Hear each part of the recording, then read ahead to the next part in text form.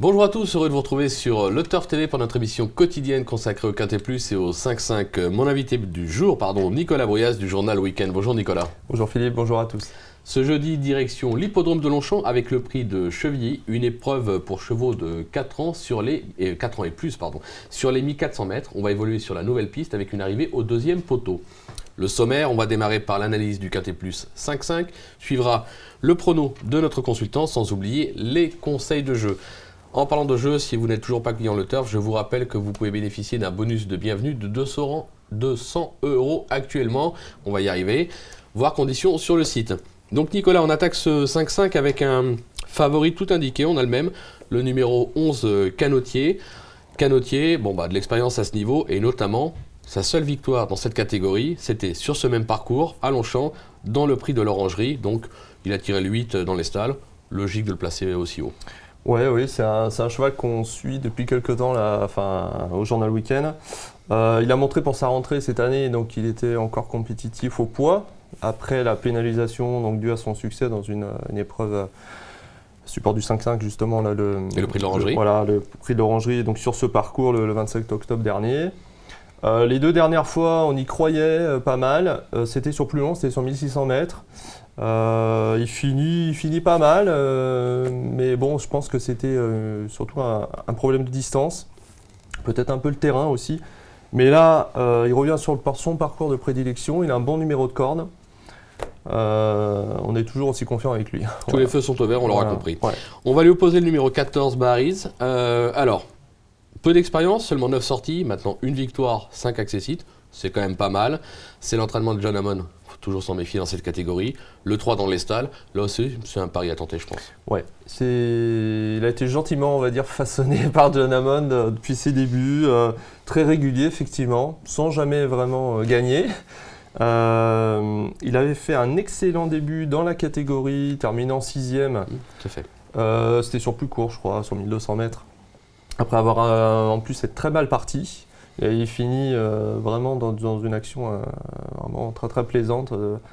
Et la dernière fois, c'était une deuxième épreuve à Maisons-Laffitte. Son jockey, on va dire, a pris toutes les mauvaises options. Donc vraiment, il a été archi malheureux. Là, il arrive sur cette épreuve avec un bon numéro de corde. S'il part bien, parce que là, c'est vrai que ça fait 2 fois qu'il rate son départ.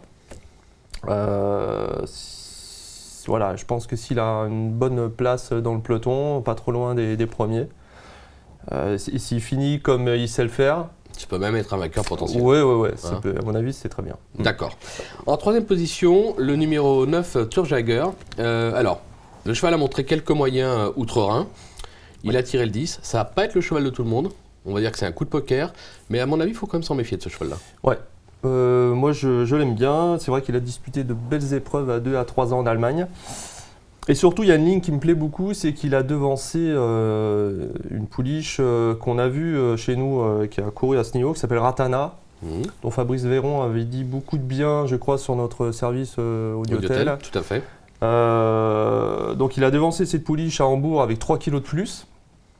Ratana, elle a pris une 3e place donc dans une épreuve support du 5-5 cette année. Elle est prise en 36 de valeur. Lui en 39, étant donné qu'il la devance avec 3 kg de plus, il semble pris à son poids, au poids qui est le sien. On a vu qu'il avait de la vitesse, et quand on voit la réussite, encore une fois, des Allemands dans la catégorie, encore hier, Mario Hofer qui gagne, Valdemar X, je crois, avec Funky Mary qui est 5e. Ouais, donc, moi ça me semble, il a un bon numéro de corde, effectivement. L'écarter serait prendre un risque. Ouais, moi je pense. Voilà. On est d'accord. En 4e position, le numéro 8, Admire Fuji. Alors, 3 bonnes sorties depuis le début de l'année, donc le cheval est en forme. Il a tiré l'as, Grégory Benoît. Là aussi, il faut s'en méfier quand même. Ouais. Puis en plus, là, je pense qu'il a des conditions de course idéales. Donc effectivement, on a vu, on le connaît bien à ce niveau, on sait qu'il est à la pointure. Après, on a pu s'apercevoir qu'il n'avait pas trop de marge. Souvent, il prend une petite place où il finit aux portes du quintet. Mais je pense que la distance des 1400 mètres va beaucoup l'aider parce que sur ses dernières tentatives, sur 1600, il coince toujours un peu pour finir à la fin. Donc les 200 mètres de moins, à mon avis, vont beaucoup l'avantager. Donc comme vous avez dit, un bon numéro de corde. Son entourage lui met les œillères classiques pour la première fois. Ça peut faire la différence. Ouais. Ah ouais, tout à fait. Je pense que c'est un signe et avec Benoît, moi il me plaît beaucoup. Ouais. On va vous faire confiance. En 5e position, le numéro 4, Xenophane. Alors, là encore, un cheval qui a beaucoup de vitesse. 1400 mètres de sortie, 2 fois sur le podium, donc 100% de réussite. Le 9 dans les stalles, et puis l'expérience, Gérald Mossé sur son dos. Là aussi, il faut s'en méfier, même si ce ne sera pas le cheval de tout le monde. Ouais, non. Encore une fois, un Allemand. Et ça, effectivement, mais bon, il est entraîné. Alors lui, il est entraîné par Peter Schiergen, hein, c'est l'homme de Dan Dream, hein, donc c'est pas n'importe qui. C'est certainement des top entraîneurs de l'autre côté du Rhin.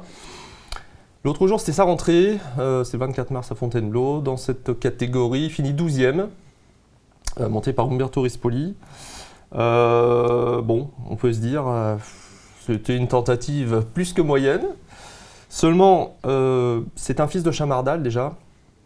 Effectivement, le terrain était un peu souple ce jour-là. Les produits de Chamardal, c'est plutôt quand même généralement des chevaux de bon terrain. Je pense que déjà, ce n'était pas son avantage. Et surtout, je me souviens ce qu'avait dit Umberto Rispoli après la course. Umberto, il avait déclaré qu'il trouvait qu'il avait effectué une très bonne rentrée. Donc certainement, peut-être que le cheval manquait d'un parcours de compétition. Que le terrain ne l'avait pas aidé, donc il avait confirmé cette idée-là. Et surtout qu'une distance un petit peu plus longue ne le dérangerait pas. Et ce jour-là, il courait sur 1200 mètres. Là, on est sur 1004. Tout est réuni. On a Gérald Mossé en selle cette fois-ci, donc pas Umberto Rispoli qui est obligé de monter pour Michael Delzang. Gérald Mossé, on a encore vu ce week-end avec un Allemand, Sommerhaben, il a gagné le prix du Muguet. Le terrain devrait donc être un peu plus sec. Il a tout pour moi, il a été baissé d'1 kilo.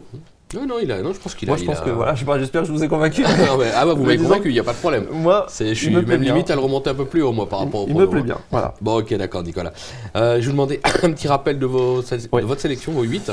Alors, j'ai placé en tête donc le 11, Canotier, le 14, Bariz, le 9, Turfjäger, le 8, Admire Fuji, le 4, Xenophane.